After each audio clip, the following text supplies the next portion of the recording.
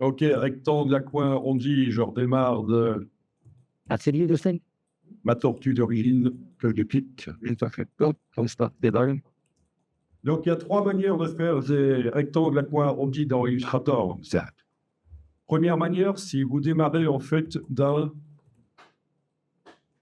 carré à coin droit, enfin un rectangle, voilà, comme couleur de fond, je vais lui mettre une couleur de fond. Vous avez objet exposition arrière-plan, voilà. Vous avez étudié déjà les petites pastilles ici? Oui. Ah, super. Donc, quand on prend, on arrive à modifier. C'est bien. On arrive à modifier aussi par le panneau fenêtre propriété. Ici, vous avez, quand le carré est sélectionné, vous avez la possibilité d'indiquer les arrondis que vous voulez. Exactement. OK. Ah. Vous avez vu qu'on a la possibilité de faire certains arrondis différents des autres, voire même à angle droit, si on met 0. Et là, le console est pas long. Oui. Vous n'aviez pas vu ça, si? On pouvait gérer, les angles séparément. C'est ça. En fait, ça, c'est dans le panneau propriété, mais ça vient du panneau transformation, fenêtre, transformation. À l'origine, c'est dans le panneau transformation. Le panneau propriété le fait de montrer ce qui vient du panneau transformation. Voilà. Donc, avec la chaîne, on peut faire des choses fantaisistes comme ça. Là, j'ai enfoncé la touche Shift pour rapidement modifier les valeurs. Sinon, ça le fait de 1 en 1, mais avec la touche Shift en même temps, ça va plus vite. Pratique ça. OK. J'ai obtenu la même chose en prenant l'outil rectangle à coin arrondi. Et en fait, pendant que vous tracez, tant que vous n'avez pas lâché le bouton à souris, si vous jouez avec les flèches haut et bas sur le clavier, et parfois ça accélère quand on bouge, voilà, vous avez les flèches sur le clavier, vous pouvez, pendant que vous tracez, modifier la valeur d'arrondi. Donc, sur le clavier, c'est pendant qu'on trace les flèches ici, haut et bas, que j'ai utilisées pour augmenter la valeur pendant que je traçais. Quelle que soit la méthode qu'on a utilisée, les pastilles ou les petites pastilles ici, les widgets angles, ils appellent ça, ou le raccourci clavier pendant que je trace avec cet outil-là, quand je fais commande Y, je vois que ça a réellement généré des vecteurs arrondis.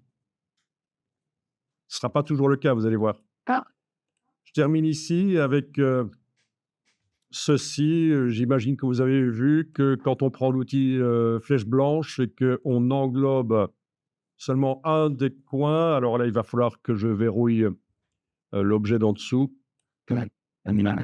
Déjà que je fasse passer celui-là, objet disposition arrière-plan. Voilà. Et que je demande objet verrouillé tous les objets supérieurs. Comme ça, il n'y a que celui-là qui est modifiable. Les autres ne sont plus activables. Vous ne connaissiez pas ça? Objet verrouillé, soit la sélection, ce qui est sélectionné, soit les autres objets. Voilà, j'étais en train de dire qu'avec la flèche blanche, quand on englobe un coin, on clique à côté, on englobe un coin, on va agir seulement sur ce coin-là. Vous connaissiez? Oui. Voilà, super. Très pratique, c'est sympa. Ou alors, avec la touche Shift, j'englobe le coin opposé, et là, je suis en train de modifier les deux ensemble. C'est sympa aussi. OK, je vais le mettre de côté aussi. Troisième méthode pour faire des arrondis, et ça ne marche pas seulement sur des rectangles, ça marche sur n'importe quelle forme. Je démarre d'un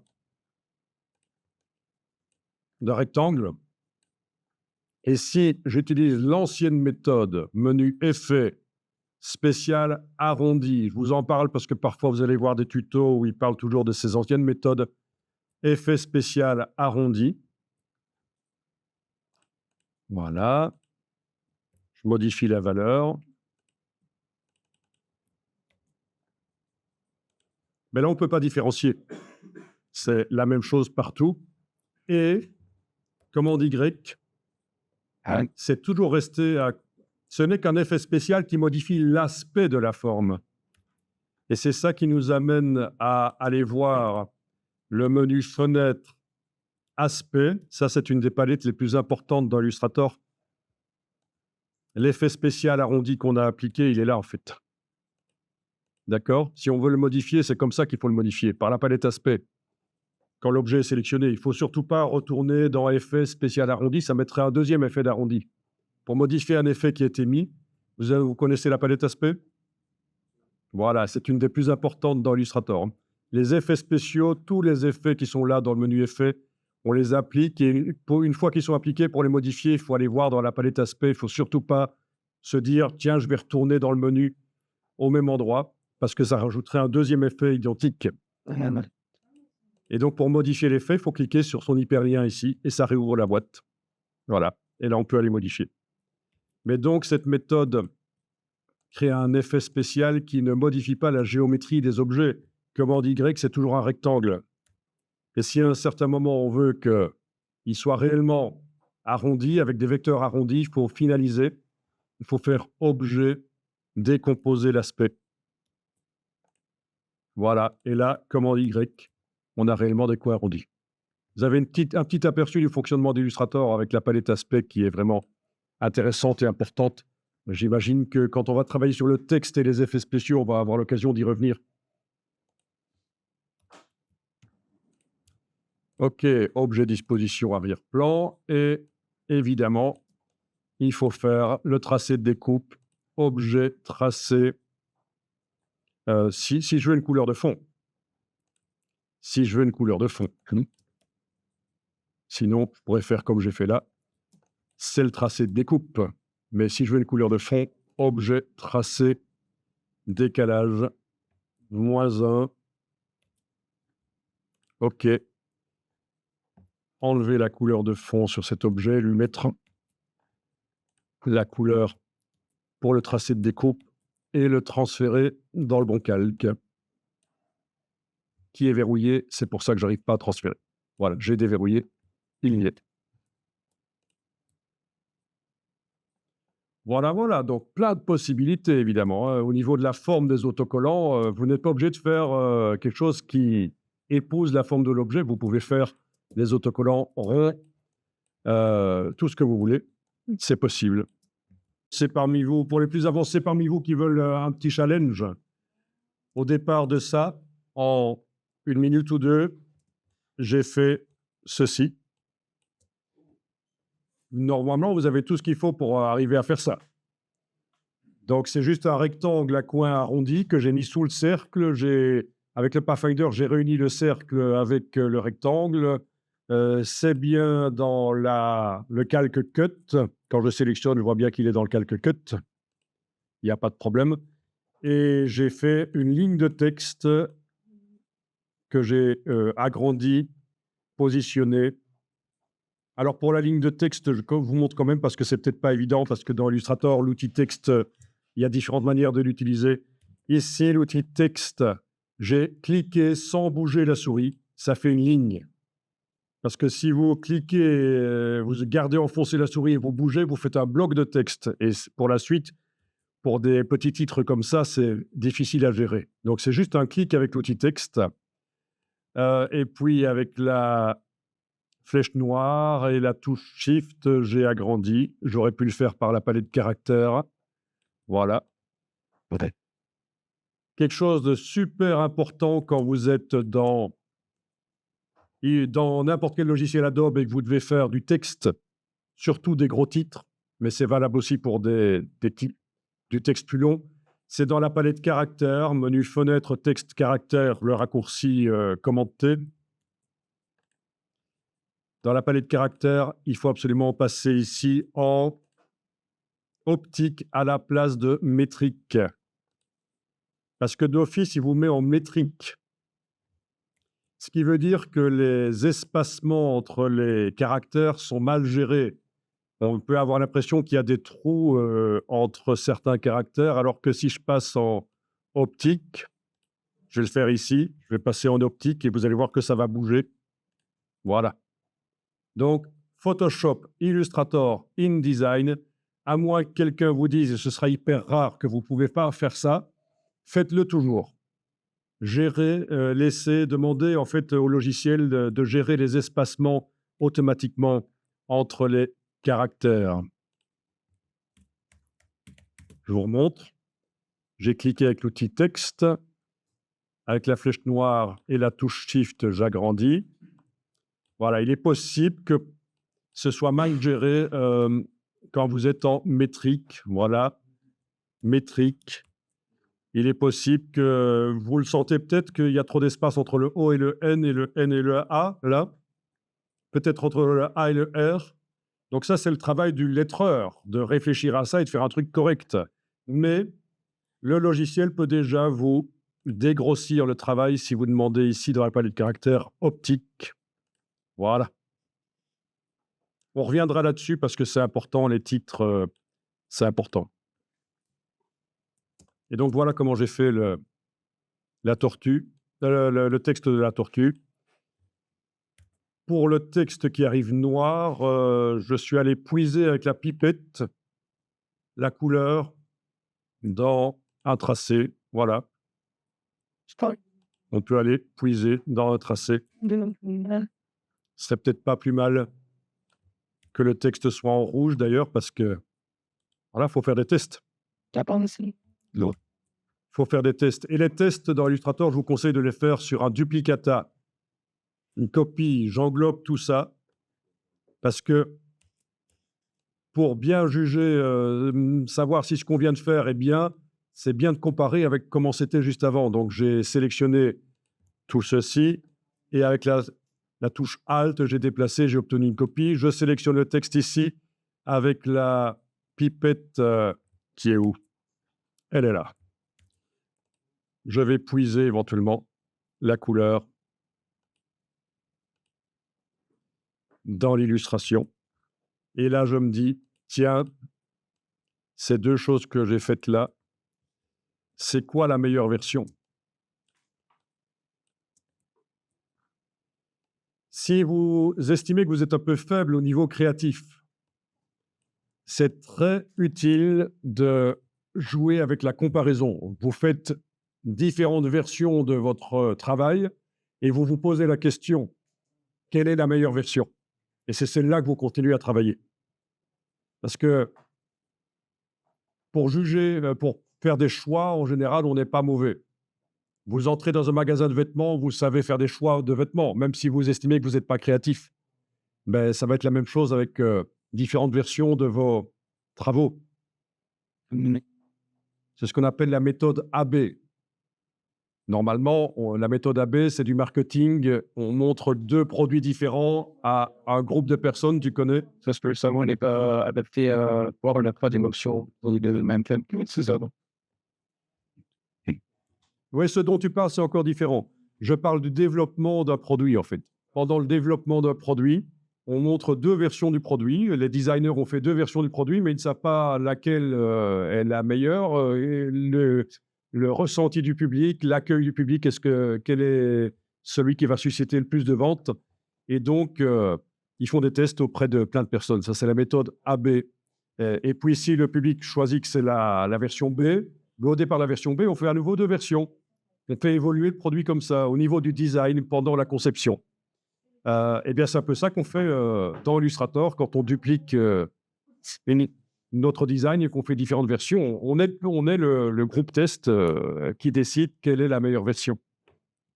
Et ce dont tu parlais, le C, oui, c'est une autre méthode marketing. Quand le produit est mis en vente, on met deux versions, comme ça les gens ont le choix.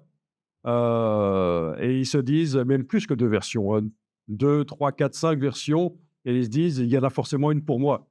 Et le fait de ne pas acheter leur sort un peu de l'esprit, oui, c'est ça, tout à fait. Et ça, c'est après, quand c'est mis en vente.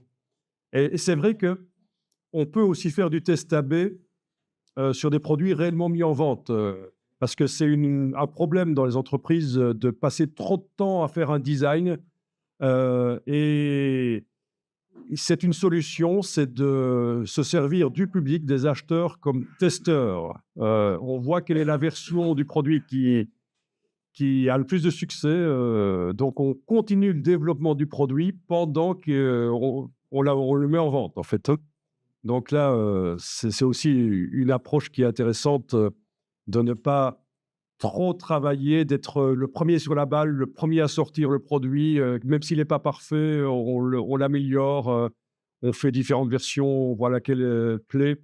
Voilà, voilà. Des produits qui sont mis sur le marché alors qu'ils ne sont pas tip-top, il y en a plein.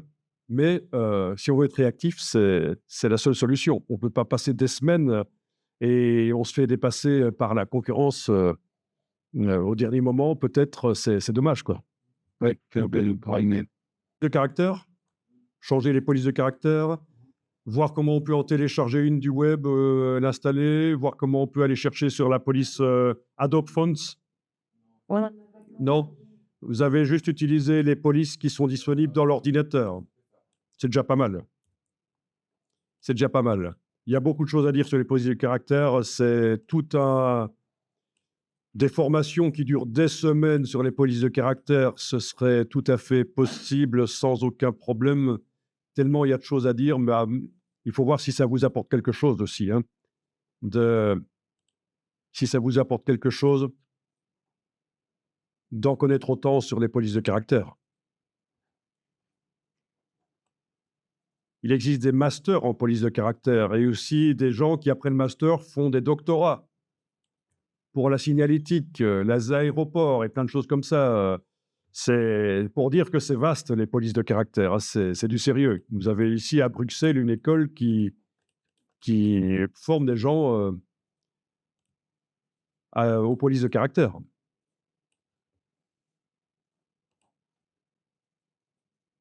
Oui, c'est important. Pour augmenter la lisibilité, communiquer. OK, j'ai du mal à positionner les éléments ici. Ça cale. Ça, c'est les repères commentés, les lignes roses qui servent à aligner les choses. Quand vous êtes en train de bouger un objet et que ça cale, vous n'arrivez pas à le placer au bon endroit, vous pouvez aller dans Affichage et décocher repères commentés. Et là, ça va normalement être plus souple pour placer. Sinon, c'est ennuyeux.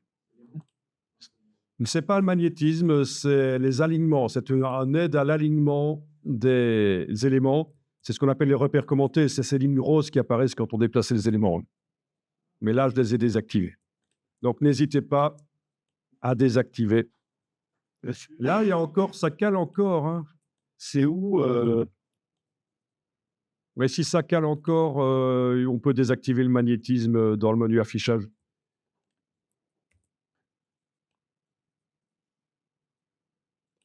OK. J'ai le S.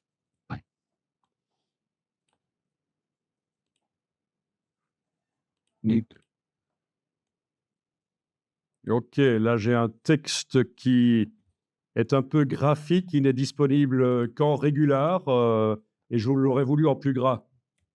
Vous avez une idée? Augmenter l'épaisseur, exactement.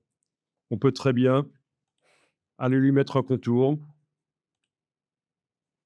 Aller lui mettre un contour de la même couleur et augmenter l'épaisseur du contour. C'est ce qu'on appelle le faux gras. On a un texte qui nous plaît, mais il n'est pas assez épais, donc on ajoute un contour. Voilà. On peut aussi rétrécir par cette méthode. Mais c'est un peu plus compliqué. Si on a un fond de couleur, on met un contour de la même couleur que le fond, par exemple. Il va déborder sur le texte et on va pouvoir étroitiser, affiner le texte.